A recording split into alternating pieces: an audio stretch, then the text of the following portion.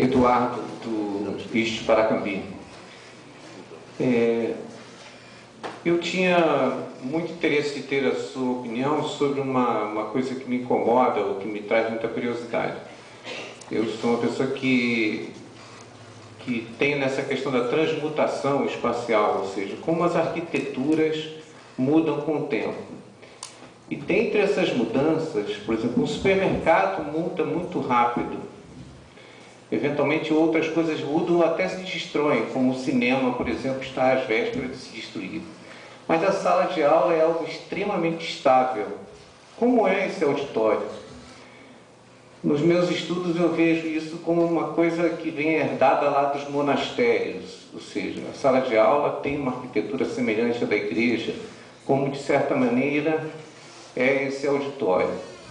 Eu queria ter uma visão sua, assim, eu acho que é um assunto meio, talvez assim, um pouco agreste de se trazer, mas, dado o brilhantismo da sua apresentação, eu queria saber como você vê, como deve ser a sala de aula, a arquitetura dela daqui a 50 anos, por exemplo. O que você consegue imaginar? Olha, Eduardo, eu não sou especialista em transmutação, posso apenas falar sobre experiências agradáveis vividas do ponto de vista pessoal. Eu me sinto muito mais à vontade numa sala de aula do tipo arquibancada, né, que é aquela, né, que você tem um semicírculo, você tem o instrutor, o professor, uma figura ainda assim central, mas ele parece muito mais que ele está no arena, que ele está no teatro romano, né, que é uma tendência das principais escolas de negócios do mundo. Harvard é assim, o MIT é assim, o nosso BMEC é assim, a Fundação Getúlio Vargas é assim, do que nesse estilo igreja ou estilo auditório, que é o que nós temos. Tem um segundo exemplo, que é um exemplo de muito sucesso, que é o exemplo da Casa do Saber. Não sei se você tem acompanhado, né, mas aqui no Rio de Janeiro já existe uma Casa do Saber na Lagoa, em São Paulo existem duas, em que a ideia é você deixar a sala de aula parecida com a sua sala de estar. Né? Porque a sala de estar da sua casa talvez seja o lugar onde você está no quarto, tudo bem. Você se desarma e você vai dormir. Agora, a sala de estar não, você está desarmado, você está ali num ambiente mais relaxado, você está, não é isso?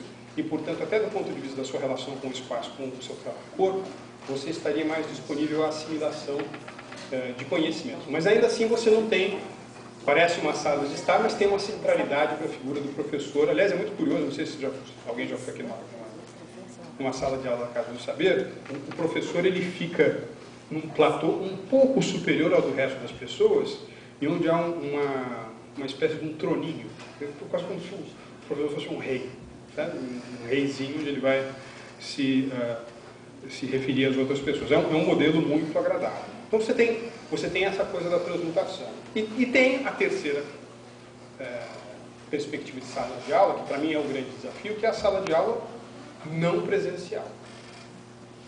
A sala de aula não presencial. O fato de você estar com o seu leitor eletrônico ou com o seu iPad, você vai ter uma aula do professor Eduardo, hoje às 19 horas.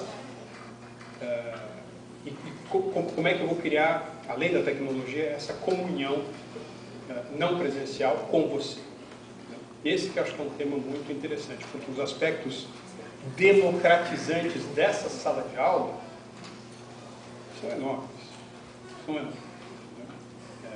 E eu acho que uma das coisas, um dos trabalhos pioneiros que a FATEC poderia fazer era realizar, eu podia fazer um seminário, né, sobre a sala de aula não presencial, não apenas com a bandeira da educação à distância, porque isso já está até um pouco passado, mas é a bandeira da sala de aula não presencial com a presença dos leitores eletrônicos, que são a grande novidade da educação no século XXI.